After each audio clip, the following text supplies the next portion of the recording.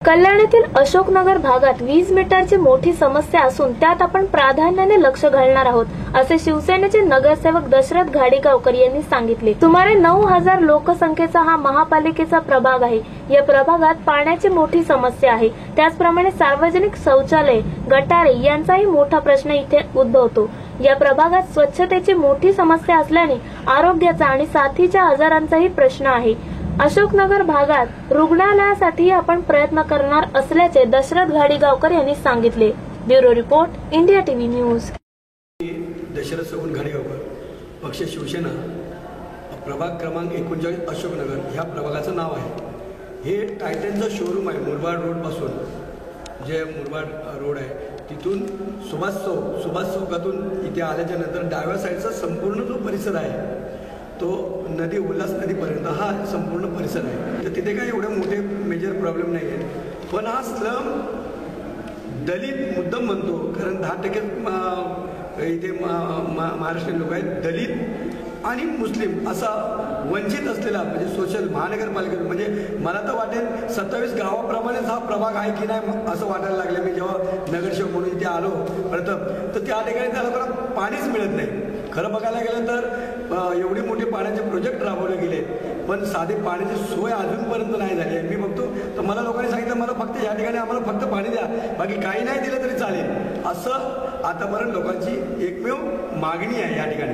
की जे स्वच्छता मोहीम किंवा बाकीचे आहेत ते दुर्गंधी खरंच या म्हणजे हा जो एरिया आहे असा की बाजूलाच उल्हास नदी आहे, त्याची दुर्गंधी त्याचीच आहे आणि परत स्लम एरिया असल्यामुळे अजून जर आपण आपला एरिया स्वच्छ नाही ठेवला तर एखाद्या प्रदूषणामुळे कुठेतरी महाबिमारी फैलावेल असे चिंतित असलेला भाग आहे हा।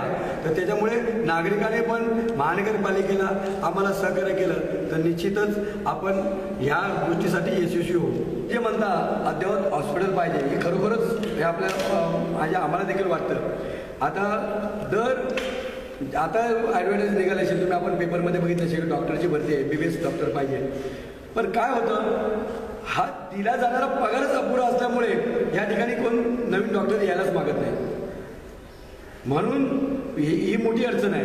तर त्यामुळे महाराष्ट्र सरकारचं आम्हाला अनुदान महत्त्वाचं आहे त्यासाठी काही, आणि ह्या ठिकाणी प्रायव्हेट डॉक्टरांनी आम्हाला कमीत कमी स्वतःच्या हॉस्पिटलमधून आम्हाला एक दिवस तरी महानगरपालिकेला तुम्ही योगदान द्यावं असं आम्ही त्या फेडरेशनला त्यांना कळवलेलं आहे। आणि त्या संदर्भात तज्ज्ञ डॉक्टर जे बाहेरचे आहेत, MD MS जे आहेत, या लोकांना रिक्वेस्ट केली, आयुक्तांबरोबर महापौरांबरोबर मिटिंग घेतली, 1 महिना झाला त्या गोष्टीला। ह्याच्या संबंधात खासदारांना घेऊन की हॉस्पिटलला आपण काय करू शकतो ही पुढचं, तर तुम्ही म्हणता तुमचा प्रश्न महत्त्वाचा आहे की खरोखरच या ठिकाणी महानगरपालिकेच्या हिशोबाने गरिबांना पाहिजे त्या पद्धतीने ट्रीटमेंट मिळत नाही, हे आम्ही देखील मान्य करतो आणि त्या ठिकाणी आपली तशी पावलं उचलली जात आहेत। आज स्मार्ट सिटीच्या माध्यमातून आम्ही त्या लोकांना रिक्वेस्ट केली आयुक्तांना, तुम्ही स्मार्ट सिटी बनवाल तर बनवाल, पण गरिबाला सामान्य नागरिकाला त्या ठिकाणी योग्य औषध उपचार पाहिजे ही वस्तुस्थिती आहे। आम्ही या संबंधात आयुक्त साहेबांशी बोललो आहे आणि आता गेल्या महिन्यात ॲडव्हर्टाईज निघाली होती डॉक्टर भरती संबंधी, पण कसं तुम्हाला सांगितलं तेच यांचं पेमेंटचा जो भाग अपुरा असल्यामुळे सफिशियंट त्या जर MBBS डॉक्टरला जर योग्य पगार नाही मिळेल तो त्या ठिकाणी प्रॅक्टिस करणारच नाही आणि म्हणून अवेलेबल नाही। त्या ठिकाणी महाराष्ट्र शासनाला आणि केंद्र शासनाला तो अहवाल पाठवून आपण त्यांचं अनुदान कसं मिळेल आणि हे डॉक्टर कसे थांबतील, म्हणून मुंबईसारख्या हॉस्पिटलला केममध्ये JJ त्या डॉक्टर लोकांनी सजेस्ट केलं की तुम्ही ट्रेनिंग सेंटर चालू करा, जसं मुंबईला MBBS डॉक्टर घडण्यासाठी ट्रेनिंग सेंटर त्या माध्यमातून प्रॅक्टिस चालू होईल, त्या डॉक्टरतून या हॉस्पिटलमधून म्हणजे डॉक्टर घडतील आणि त्याच माध्यमातून लोकांना उपचार पण मिळतील, असं योजना करण्याचं आम्ही आयुक्तांना सजेस्ट केलेलं आहे। मी पण काही वेळेला बघितलं आहे आणि समजा तुम्ही जे म्हणताय तर महापौरांना त्या ठिकाणी घेऊन जाऊन अचानक व्हिजिट टाकून की खरोखरच गुटखा वगैरे असं हे करत असतील तर त्या ठिकाणी व्हिजिट करून त्या कामगार जे आहेत, जसं आता आयुक्तांनी स्वतः व्हिजिट करतात रात्री 2 वाजता, सकाळी 6 वाजता 7 वाजता पायी वॉकिंग करून, आयुक्त IAS ऑफिसर असल्यामुळे त्यांनी बघितलंय की खरोखरच जे कामगार दिले ते कामचोरी तर करत नाहीत ना. हे आता पाणी चालू आहे आणि त्याच्यात आउटपुट आता सध्या चांगलंच आहे. आणि तुम्ही जे म्हणताय हॉस्पिटलमध्ये बरोबर नाही आहे तर त्या ठिकाणी पण महापौरांना आणि आयुक्तांना व्हिजिट करायला लावू आणि अचानक व्हिजिट केल्याच्या नंतर खरोखरच कामगार ते करत असेल तर त्या कामगाराला ॲक्च्युअली काय असतं, लोकांना सबसिडी महाराष्ट्र म्हणजे शासनानेच त्याची उठवली असल्यामुळे त्याची बिलं वाढण्याची 2 कारणं आहेत. आपले स्लॅब जो आहे 1 ते 100 युनिटपर्यंत डोमेस्टिकला घरगुती झाला तर 100पर्यंत स्लॅब आहे. तो स्लॅब वरच्या ह्याला गेल्याच्या नंतर कळत नकळत ॲटोमॅटिकली तो हे करतो.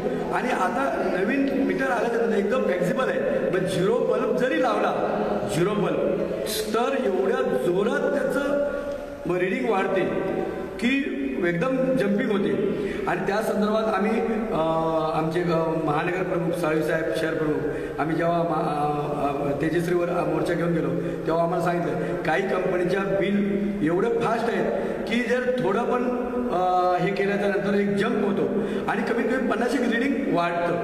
आणि काय असतं, डोमेस्टिकला 100चा स्लॅब जर 200च्या म्हणजे 100च्या वर 200पर्यंत लिमिटेशन त्याला दिलेलं आहे, त्याचं ॲटोमॅटिकली येतो. तर आम्ही त्याला सांगितलं आहे की 1 ते 200पर्यंत, कारण कुठल्याही झोपडपट्टीत जरी तुम्ही गेलं तर मिनिमम 200 युनिट तर जळतंच आणि त्याचं त्याला भुर्दंड पडू नये म्हणजे कमीत कमी 200 युनिट पर्यंत स्लॅब असावा हे आम्ही काल डिमांड केलेलं आहे. आणि त्याने ते बोलले, आम्हाला सांगितले की आम्ही त्या वरपर्यंत कळवतो आणि आम्हाला असं सहकार्य करणार म्हणून सांगितलं आहे. आणि स्लॅब झाल्याच्यानंतर जे आपल्याला सबसिडी देत आहे त्याच्याबद्दल पण तुम्ही विचार करावा असं आम्हाला त्यांनी ते सांगितलं आहे. असं म्हणाला ते मॉन्टेल कंपनीचं साहेबांनी पर्पजली त्यांचा ब्लॅकलिस्टमध्ये नाव आहे अनऑफिशियली. आम्हाला त्यांच्या स्वतःच्या रिडिंग म्हणजे यांच्यात आम्हाला तो डाऊट आहे, कारण पहिली मीटर कशी असायची चालताना एकदम स्लो चालायचे.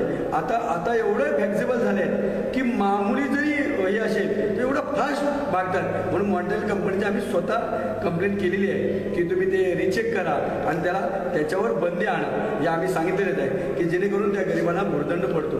हे आम्ही कंप्लेंट केलेली आहे, लेखी कंप्लेंट दिलेली आहे.